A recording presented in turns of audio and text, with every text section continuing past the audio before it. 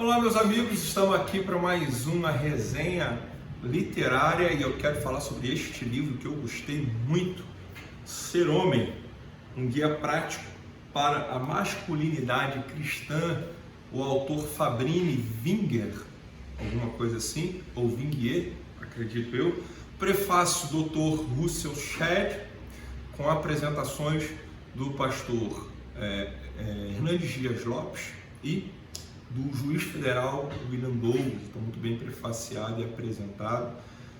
Galera, é um livro muito útil, muito atual, né? O escopo, o objetivo do autor com este livro é justamente abordar essa controvérsia que nós vivemos nesses dias sobre a masculinidade cristã, né? O escopo é esse, é discutir na prática como é ser homem cristão masculino, não suscetível, não cedendo a essa cultura que existe hoje, essa transformação da perversão da palavra masculinidade, dando a ela um caráter pejorativo, negativo. Hoje, você fala de masculinidade, eu estou aqui falando com vocês e pensando, será que eu estou soando agressivo? Será que está parecendo para alguém que masculinidade é o macho tóxico, como que se fala hoje?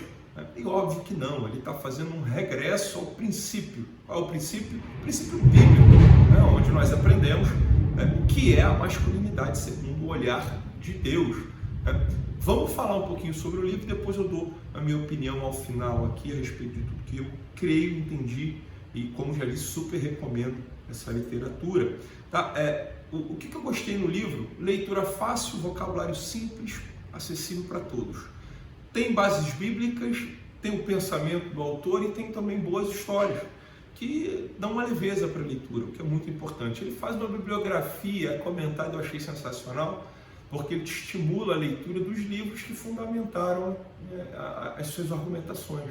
Então, eu mesmo li essa bibliografia e me senti incentivado a fazer a leitura de alguns dos livros que ele sinalizou.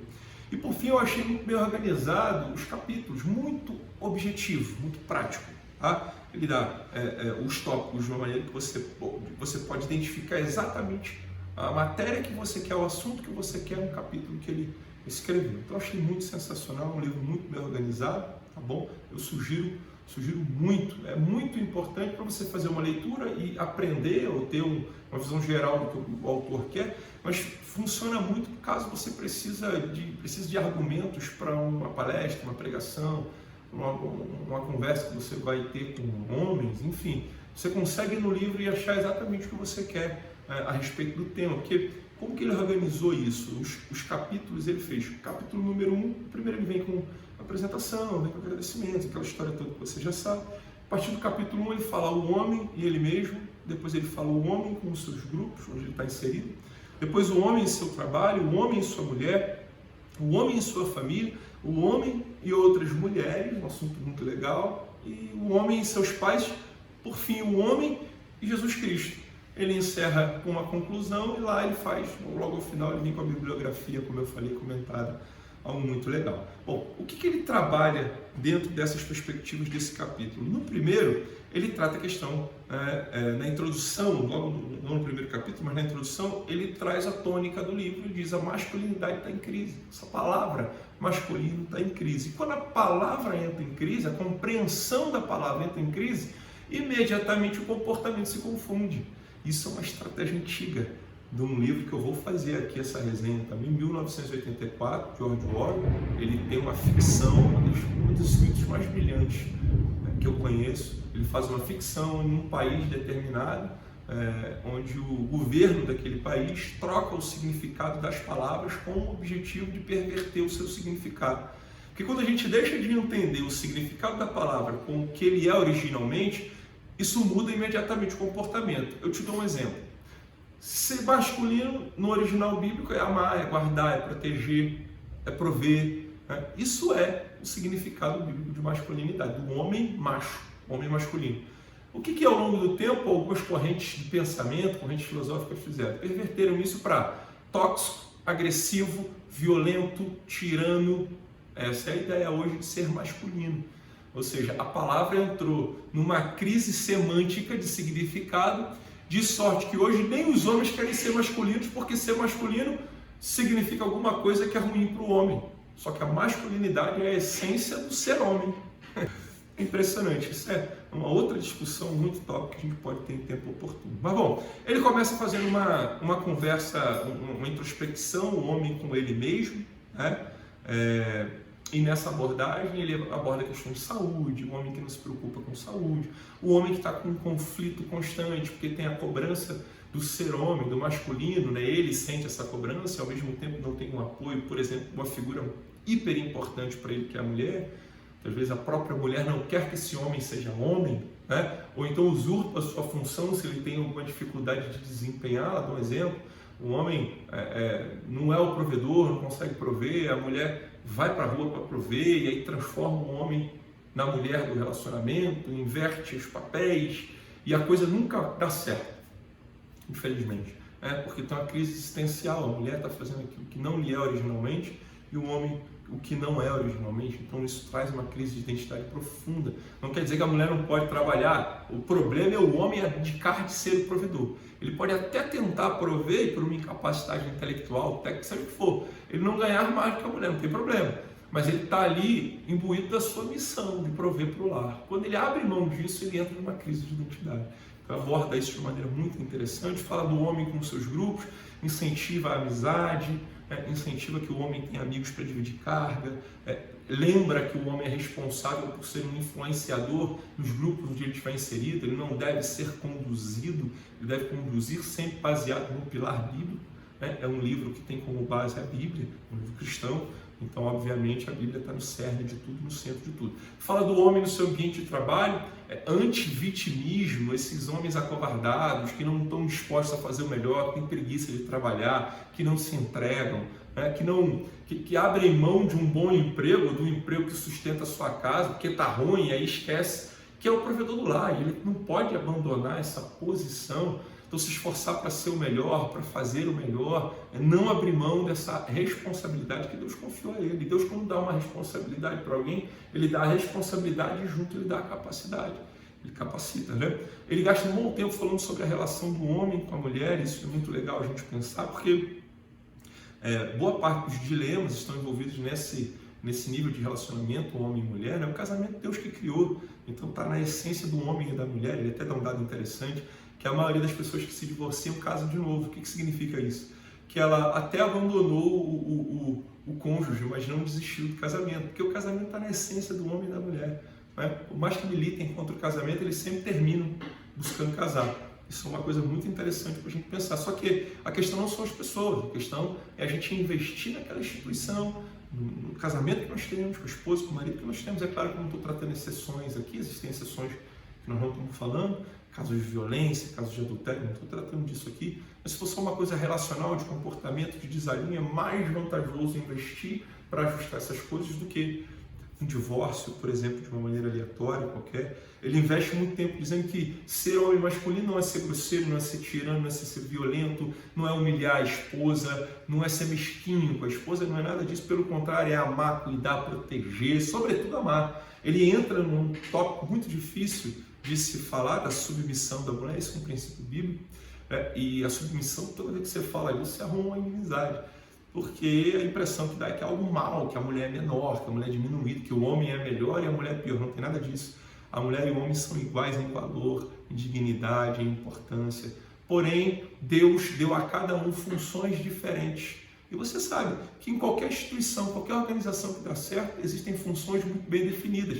E se as pessoas que estão ali não fizerem aquilo para o que foram designados, aquela instituição vai ruir, as coisas não vão funcionar e não vão dar certo. O casamento não é diferente. Deus deu ao homem a missão de amar a sua esposa, de prover, de cuidar, de ser o provedor e o cuidador daquele ambiente, o desenvolvedor, o promotor. Essa é a missão que Deus deu ao homem.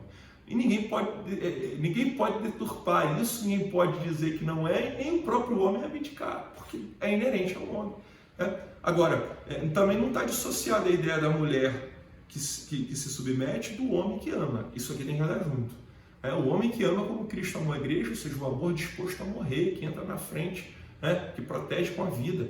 E ao mesmo tempo uma mulher que se submete para que o casal tenha um bom desenvolvimento. Então, temas super interessantes. O marido tem que estar disposto a liderar, tem que estar disposto a tomar decisões. Ele fala sobre essa questão da sociedade unissex, muito interessante, ele trata essa temática, ele diz que o homem está se transformando cada vez mais no feminino e a mulher cada vez mais masculino. Isso traz um problema de identidade para essa sociedade nossa que tem gerado múltiplos problemas, né? Coisa muito complicada. Diz que o homem deve proteger a família, a mulher em todos os aspectos, seja físico, seja emocional, espiritual, perfeito. Muito legal. O homem com a sua família é mais um homem com a criação de filhos, tá? Ele foca nisso. Um homem que cuida dos seus filhos e não foge à sua responsabilidade. Não adianta. Ninguém pode fazer por seus filhos o que só você pode fazer. Também não adianta você aderir à ideia da cultura da rebeldia. O filho pode fazer o que quer e está tudo certo. Não está tudo certo. Seu filho vai pagar um preço por isso. Também não é legal pais que provocam os filhos. Pais que jogam nos filhos as suas responsabilidades. Tem pai que para não trabalhar põe o filho para fazer. Tem mãe, por exemplo, que põe na conta do filho o fato de ela não ter terminado a faculdade. Mas os filhos não têm culpa. Eles são inocentes nisso. Cada um dentro da estrutura familiar deve assumir a sua responsabilidade. O tema aqui é o marido.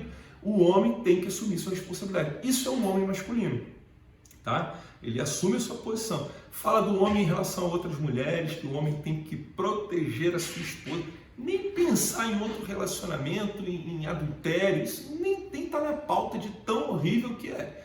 Mas pensando no homem que protege a esposa, porque não fica dando carona para ninguém, andando sozinho em carro com outra mulher, ou seja, protege a sua família. Isso é um homem masculino, que cuida da esposa, da imagem da esposa, ali da reputação da família. Isso é a coisa mais linda, isso é o homem masculino bíblico. Também fala do homem com relação ao seu pai, ou seja, não replicar os erros de criação. Meu pai foi violento comigo, eu sou violento com meu filho. Pode parar com isso, interrompa o processo, está errado, não repita. Agora, não repetir uma educação errada não é bom. Agora, também fazer o oposto absoluto disso também não é legal. Dou um exemplo. Meu pai foi muito agressivo comigo, por isso eu deixo meu filho fazer o que ele quer. Dois errados não fazem um certo. Nem a agressividade é a solução e nem a total omissão é a solução. As duas coisas vão gerar consequências negativas. O ideal, base bíblica, vai no equilíbrio, né? A Bíblia nos ensina como nós devemos nos relacionar com os nossos filhos, é isso que ele cobra. Não adianta o pai vítima, não. O pai tem que ser homem de assumir suas responsabilidades. E ele finaliza dizendo: o homem Jesus Cristo. Eu não acredito, né? A fala do escritor é essa também, que a melhor solução para o homem é Jesus Cristo. O homem perdido, o homem pecador, o homem que infelizmente está contaminado pelo pecado e sua carne inclina para o pecado, precisa de Jesus Cristo se ele quer viver uma vida digna, se ele quer ser um pai de verdade, se ele quer ser um marido de verdade, um homem de verdade, um homem masculino. Ele serve a Jesus e vive os princípios bíblicos. Portanto, muito top o livro, tá? Eu quero fazer a recomendação dele. É muito legal, tenha na sua casa, faça leitura. Eu encerro com uma análise rápida aqui. Tudo isso que a gente está falando é uma forma de pensar que foi introduzida por uma linha, uma corrente de pensamento, uma linha filosófica. Isso tem origem lá com o Antônio Gramsci, tem origem lá com a Escola de Frankfurt, né? O marxismo cultural, essa coisa da destruição da unidade familiar, que é o último reduto de poder, né? Para que as pessoas fiquem suscetíveis a pensamentos que vão, na verdade, dividi-los. Essa coisa do filho rebelde que não aceita a autoridade do pai. Isso não é bom, isso não é de Deus, isso está totalmente equivocado, né? Pais também que militam contra os filhos, isso também não existe, está totalmente equivocado, né? Isso não é de Deus. Agora, existe um pensamento filosófico que visa perverter a família, visa perverter a igreja, quebrando linhas de autoridade, justamente mudando o significado das palavras. Pai sempre foi a figura de um protetor, hoje é a figura de um cara mandão, né, que fica sentado assistindo o jogo, tomando cerveja, comendo pipoca, engordando. É essa imagem que é criada do pai. Cara idiota, que não sabe fazer nada, que precisa da mãe para trocar uma lâmpada. Criaram uma figura de um ser que não é uma figura bíblica, que não é uma figura que deve ser na verdade. E qual é a ideia disso? É desconstruir a palavra, porque, como eu já disse, desconstruindo a palavra, o que George Orwell, em 1984, chama de nova língua, é uma nova linguagem dando significados diferentes a palavras já existentes. E mudando o significado das palavras, automaticamente muda o comportamento e a nossa relação com aquilo. Palavras que eram para gerar empatia, carinho, amor, geram repulsa. Pai é uma figura que devia despertar os melhores sentimentos. Ser pai Eram os melhores sentimentos, mas não, hoje ser pai é autoritário, né? Hoje masculino é autoritário. E justamente é essa ideia dessa linha filosófica que a gente pode discutir nessa outra resenha que nós vamos fazer, esse livro 1984. Ótimo livro, compre, repique, eu me comprometo a ler outras literaturas sobre esse assunto para conversar com vocês, porque é um assunto muito importante, muito atual. Nós, igreja, precisamos fazer a defesa do homem bíblico masculino, não autoritário, não tirano, não agressivo, não violento, mas que ama, protege, cuida e provê.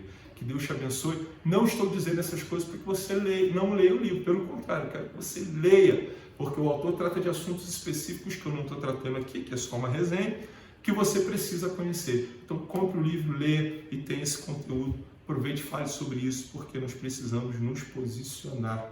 Hoje, o pensamento, essa corrente de pensamento é hegemônica.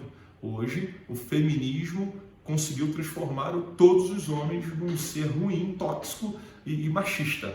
Quando, na verdade, o homem masculino não necessariamente é machista. Ser machista é uma outra atitude que não tem nada a ver com o que a gente está falando aqui. Ok? Vamos fazer a nossa defesa, vamos defender o Evangelho e vamos em frente. Até a próxima. Que Deus te abençoe.